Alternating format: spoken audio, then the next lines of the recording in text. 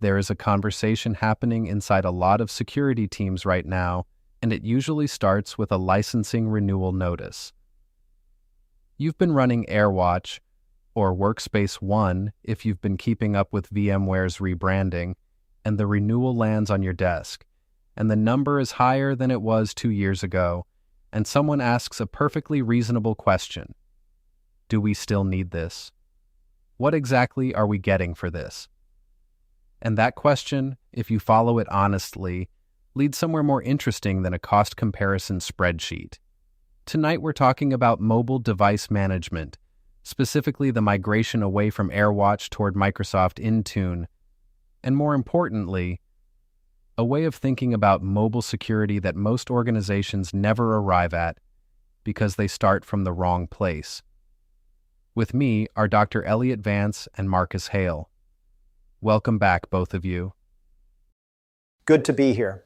And I want to start by pushing back slightly on the framing of this as a product migration conversation, because I think that's where organizations go wrong before they've written a single policy. The decision to move from AirWatch to Intune is really a forcing function for a deeper question. What problem are you actually trying to solve on mobile? That's the right question, and most people don't ask it. They ask, how do we migrate our AirWatch policies into Intune? And they start building a feature comparison matrix, and they never step back and ask whether the model they've been running for the last 5 years is even the right model. So, let's anchor on why AirWatch is losing ground before we talk about the architecture. Because, for a lot of organizations, this isn't a strategic pivot. It starts with the Broadcom acquisition. That's where a lot of the urgency is coming from right now. When Broadcom acquired VMware in late 2023, the licensing model shifted significantly. Organizations that had been paying for bundled Workspace ONE suites started seeing their renewals restructured. Some customers were pushed toward larger enterprise bundles that included capabilities they didn't need and pricing that didn't match their scale. And the support and roadmap story became less clear. Meanwhile, most of those organizations already have Microsoft 365 licenses, and Microsoft Intune is included in a substantial portion of those license tiers. Business Premium E3 with the Enterprise Mobility and Security add-on E5. It's already in the house. So the calculus shifts. You're paying separately for Workspace ONE to do something that your existing Microsoft licensing may already cover.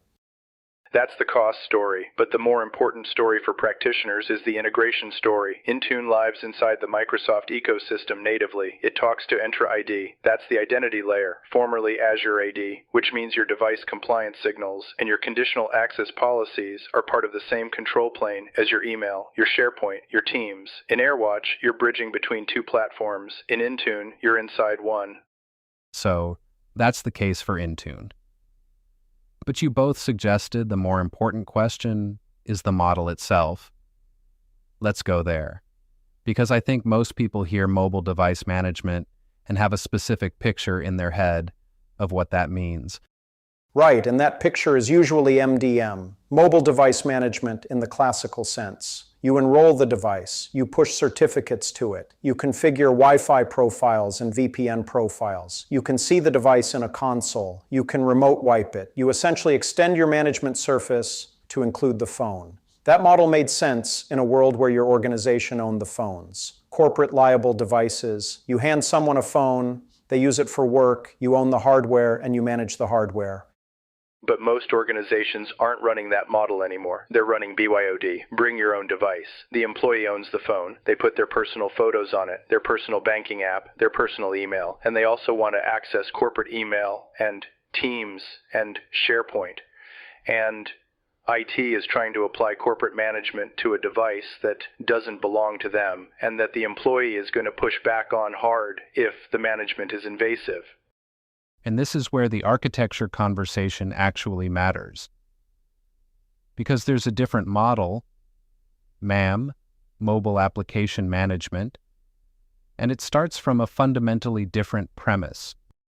The distinction is precise, and it's worth stating clearly. MDM manages the device. MAM manages the application. With MDM enrolled, you have a profile on the phone that gives IT visibility and control over hardware-level settings. With MAM, specifically Intune's app protection policies, You're not touching the device at all. You're wrapping a set of rules around specific applications. So Outlook on that device has a policy applied to it. Teams has a policy applied to it. The Office apps have policies applied to them. Those policies control what data can do inside and between those apps. But they don't touch the camera app or Instagram or the employee's personal email client. The device remains personal. The apps are managed. And when you think through what that actually means technically, you arrive at something really interesting. Because the threat model for mobile data loss is almost entirely about data moving from a corporate application to a personal context. Email attachment goes to personal Dropbox. Corporate document gets pasted into a personal note-taking app. Someone takes a screenshot of a sensitive Teams message and sends it from their personal account. If you configure app protection policies correctly, those data paths simply don't exist. The operating system, iOS or Android, enforces the separation at the app level. You can't copy text from Outlook and paste it into a personal messaging app. You can't use the iOS share sheet to send a document from Word to a personal cloud service. You can't save a file attachment to the camera roll. The capability has been surgically removed from those managed apps. And this has direct implications for DLP, data loss prevention, on mobile.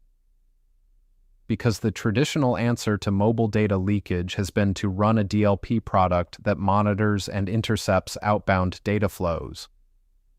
But if the architecture prevents those data flows from existing in the first place, you're not catching violations after the fact. You're not generating alerts and exceptions.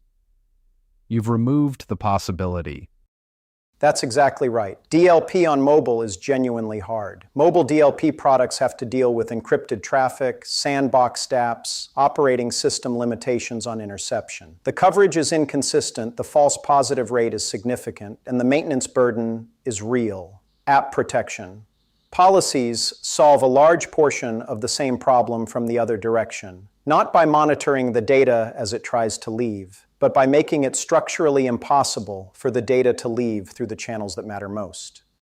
I want to be precise about the scope here because it matters operationally. App protection policies address the application layer data paths. They don't address everything. If someone takes a photo of their screen with a second phone, there's nothing software can do about that. If someone screenshots on iOS, you can block screenshots on Android within managed apps, but iOS doesn't expose that to third-party MDM at the same level. Some of that capability depends on OS version and policy configuration. So the honest position is, app protection policies, correctly configured, eliminate the vast majority of accidental and opportunistic mobile data exfiltration paths. They significantly raise the bar for intentional exfiltration. They don't create an impenetrable vault. No architecture does.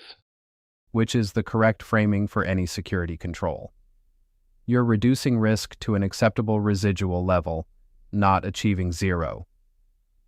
Let's talk about what app protection policies actually look like from a configuration standpoint, because I want listeners to have a concrete picture of what these controls do.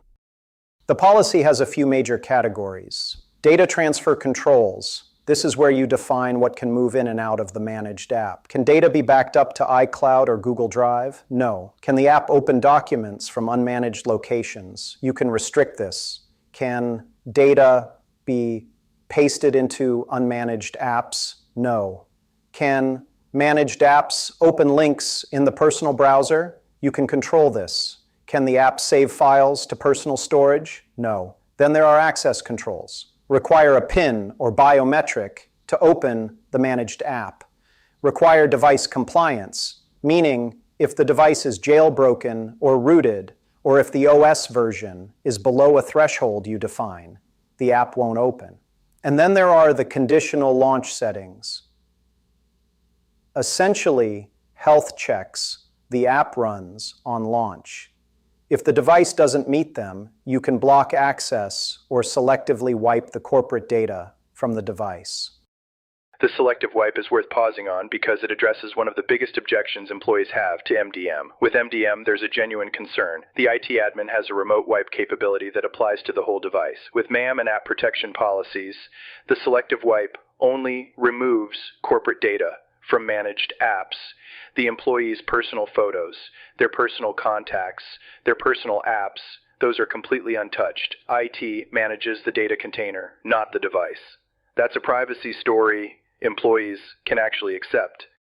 And this matters practically because adoption of a BYOD program depends on employees trusting it. If people are refusing to enroll because they think IT is going to watch their phone, you don't have a mobile program. You have a mobile policy with a compliance gap.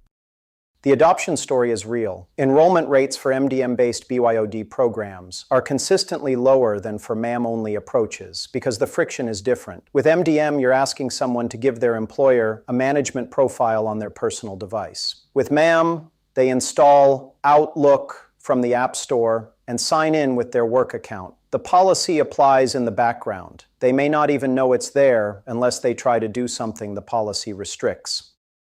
And that invisibility is actually a design goal, not a flaw. The user experience for a well-configured MAM deployment is use Outlook, use Teams, use the Office apps. They work great. You're prompted for a PIN when you open them, and everything else on your phone is unchanged. That's the experience you want. Low friction, high protection.